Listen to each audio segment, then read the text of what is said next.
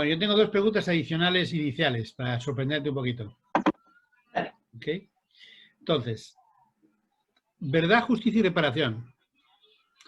¿Es realista pensar que los 3 puntos o los objetivos deben impulsarse por los gobiernos de forma simultánea? ¿Tienen los 3 el mismo valor, en tu opinión? Los 3 forman parte de una misma cuestión, que es el cumplimiento de los estándares en materia de derechos humanos.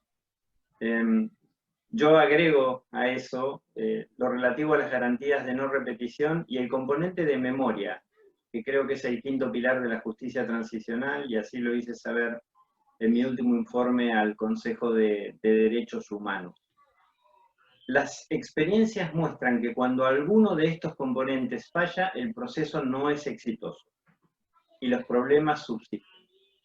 2 ejemplos claros, antagónicos, el de España, digamos, donde no hubo avances prácticamente y tenemos décadas de reclamos y la cuestión encima de la mesa y sin resolver, o el de la ex Yugoslavia, a donde se hicieron fuertes esfuerzos en accountability, porque ha habido sentencias, juzgamientos, tribunales nacionales, cortes nacionales, y sin embargo, el déficit en el componente de memoria nos lleva a la situación de que hoy, quienes fueron condenados por crímenes contra la humanidad, terminan sus condenas y son considerados héroes por parte de la población, lo cual es muy, muy serio.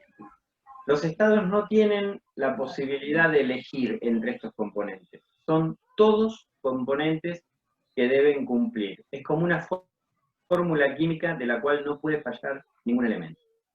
¿Es realista pensar que hay algún ejemplo en que los 3 se pueden impulsar simultáneamente? ¿Es realista pensar que la misma intensidad de verdad, la misma intensidad de justicia, reparación o garantías de no repetición y de memoria es realista pensar que se pueden impulsar simultáneamente?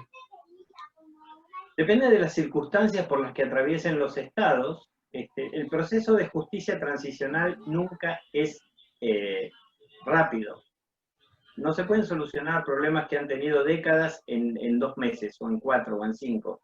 Los estados, lo que no es realista es pensar que se puede pasar la página en 5 meses de atrocidades que se cometieron durante años. Tomando esto como política de Estado y a largo plazo, es realista pensar de que es factible. Luego se va avanzando en la medida de lo posible. Nunca hay que resignar la posibilidad de avanzar en el futuro. Cuando estabas hablando de justicia transicional, ¿por qué poner adjetivos a la justicia? ¿No? Porque ¿no es un poco el concepto de justicia transicional una especie de justicia light? ¿Por qué hay que poner transicional a la justicia? ¿No sería la justicia lo que había que hablar? Por supuesto, estoy plenamente de acuerdo. Y fue el término que se utilizó, y se utilizó mal. Lo que está en transición no es la justicia, lo que está en transición es el país. Es justicia a la transición por la que vive el país, pero justicia, digamos. Los intereses políticos han intentado a lo largo de los tiempos utilizar esta terminología a los efectos de establecer mecanismos que de justicia tienen poco. Es un poco paradójico. Yo ahora soy el relator de justicia transicional de Naciones Unidas, pero cuando yo comencé mi trabajo en derechos humanos, lo último que quería era escuchar hablar de la justicia transicional, Claro. porque la justicia transicional era la justicia, lo que la música militar era Esa es la música. Exactamente, ¿no? Entonces, pero bueno, 35 años después soy el relator de justicia transicional. Yo no cambié, lo que cambió es la justicia transicional. Y hablando de buenos ejemplos, o sea, si hay algún ejemplo de llamémosle transicional, para no quitar el apellido a tu relatoría, ¿hay algún modelo de justicia transicional, sea en América Latina o en otra región, que te parezca especialmente interesante para destacar desde el sentido positivo, ¿no? ¿Y qué es esa cuestión que lo hace, en tu opinión, destacable, si es que hay alguno que te parezca destacable, ¿no? A mí me parece que todos tienen alguna cosa destacable y algunas cosas en las que han fallado. Yo creo que a nivel de rendición de cuentas y accountability, el ejemplo argentino es probablemente el más lógico. en el sentido de que adopta los estándares contemporáneos, es decir, hay determinados crímenes que no pueden ser dejados en el olvido, que tienen que ser juzgados, que tienen que ser condenados, y en ese sentido el esfuerzo de Argentina, con dificultades, digamos, las causas de lesa humanidad a veces avanzan menos, pero es un buen ejemplo. Luego hay trabajos que han hecho determinadas comisiones de la verdad, por ejemplo, en otros países que han sido muy buenas. La de Perú ha sido una buena comisión de la verdad. La de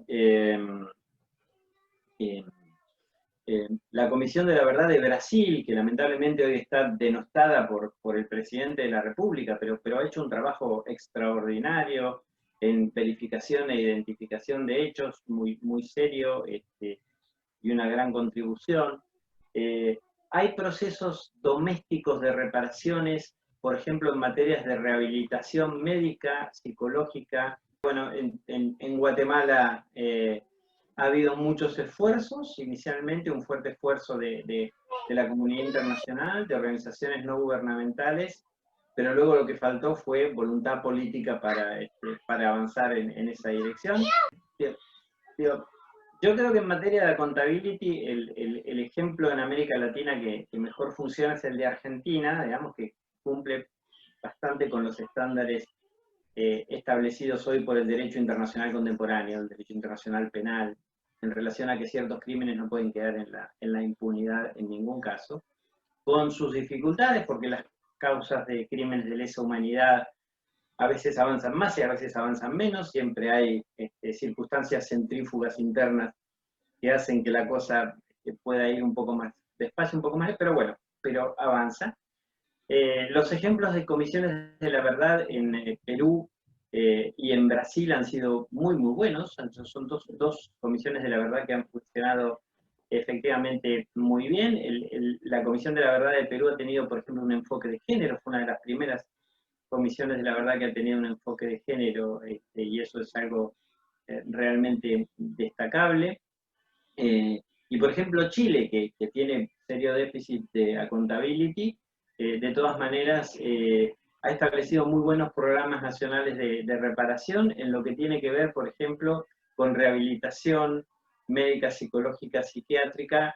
Todos sabemos que este tipo de crímenes dejan secuelas muy, muy fuertes a nivel físico, psíquico, psiquiátrico. Entonces, hay buenos ejemplos en distintos lados. En otros lados, a pesar de los esfuerzos hechos por la comunidad internacional, que han sido muchos y grandes, tanto de órganos oficiales como Naciones Unidas, o de organizaciones no gubernamentales, como Amnistía Internacional, por ejemplo, Guatemala ha sido caracterizado por la falta de voluntad política de avanzar en la dirección que hay que avanzar. El Salvador es un ejemplo doloroso, 30 y pico de años después, aún con mucho déficit. Lo he podido comprobar en mi último viaje a El Salvador y el informe oficial que presenté hace unos días al Consejo de Derechos Humanos en Ginebra. Dos preguntas concretas un poco sobre este concepto, primero de rendición de cuentas. O sea, por ejemplo, el concepto de rendición de cuentas, para que realmente la accountability tenga sentido y aquellos que cometieron crímenes de derecho internacional comparezcan ante los tribunales. O sea, entiendo que es clave que se acometa inmediatamente la investigación según termina la dictadura o termina el conflicto armado, digamos, porque la rendición de cuentas, entiendo, pierde un poco sus sentidos y tarda mucho tiempo entre los hechos acaecidos y la investigación, porque cómo puede ser, digamos, ese tipo de... ¿Cómo puede haber esa rendición de cuentas, ¿no?, cuando pasa mucho tiempo? Y lo mismo en garantías de no repetición. Por ejemplo, mencionabas El Salvador, ¿no? El Salvador, o sea, hay precisamente quizá que en El Salvador, en los informes de verdad, no se mencionara a los responsables directos, pudo influir en que ahora se están repitiendo algunos de los errores que se cometieron en el pasado.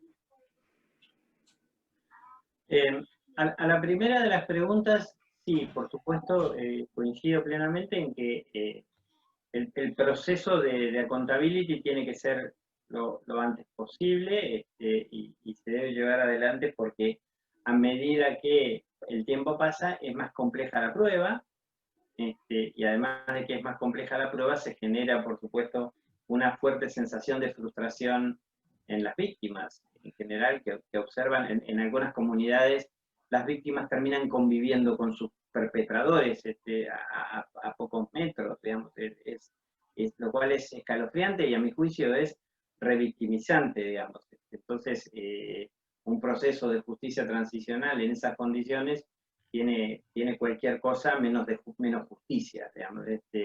Ahora, cuando no ha habido posibilidades, porque los estados han establecido leyes de impunidad, etcétera, trabas de distinto tipo, bueno, más vale tarde que nunca, ¿no? Digamos, la justicia debe ser perseguida aún que hayan pasado muchas décadas. En relación a la segunda, mi respuesta es no lo sé. Mi respuesta es no lo sé. Digamos, no estoy tan seguro de que, las cuestiones de repetición de hechos tengan una causa-efecto con lo que vos mencionabas directamente. Sí me parece fundamental que el restablecimiento de la confianza de la sociedad en el Estado, digamos, y en esto también hay un término que se utiliza muy perversamente en la justicia transicional, que es el término reconciliación, pretendiendo de que las víctimas se reconcilien con los verdugos, lo cual es una barbaridad, una absoluta barbaridad. La reconciliación se tiene que dar entre las víctimas y el Estado. Es decir, las víctimas que perdieron la confianza en el Estado, que en lugar de ser una máquina de garantizar derechos, que es lo que debe ser, porque esa es la función del Estado, se convirtió en una máquina de matar, han perdido la confianza en el Estado y necesitan reconciliarse. La reconciliación sucede sí después de que el Estado tomó todas las medidas de garantías de no repetición, reformas institucionales y lo que se conoce como el proceso de vetting. Vamos a pasar a otro concepto de la parte de rendición de cuentas, a la parte de comisión de la verdad. O sea, la comisión de la verdad, ¿cómo se comparece o cómo se compara con un proceso judicial que busque a los responsables? ¿Cuál es esa tensión que ha habido en algunos lugares entre una comisión verdad que busca la verdad absoluta, pero, por ejemplo, no nombra a los responsables? O, por ejemplo, en Sudáfrica, pues si eras responsable y lo declarabas, te librabas. ¿Cómo eso lo comparé? Se van con respecto a los procesos judiciales abiertos que buscan la responsabilidad penal, ¿no? O que hacen investigaciones penales. ¿Cuál sería esa relación entre esa comisión verdad y ese proceso judicial abierto? ¿Hay alguna tensión? ¿Hay algo que veas que puede ayudar a que no exista esa tensión? Es un gran planteo, digamos, y también obedece a que en los inicios de los procesos de justicia transicional se ha planteado una falsa dicotomía entre verdad y justicia, y para mí son absoluta y necesariamente complementarias, no contradictorias. La Comisión por la Verdad tiene objetivos diferentes. Es una verdad general, es una verdad que no abarca todos y cada uno de los casos, es una verdad que documenta un determinado proceso histórico para que la sociedad lo conozca, y es una verdad que puede servir como elementos de prueba a los efectos de los procesos judiciales. De ninguna manera sustituirlos. Son mecanismos completamente distintos y son los dos imprescindibles. Sin verdad no hay justicia, pero sin justicia no se cumplen las expectativas de las víctimas, y en ese sentido entonces podemos hablar de que tampoco es factible la paz, porque la justicia sin la paz de las víctimas no es justicia. ¿De qué paz estamos hablando?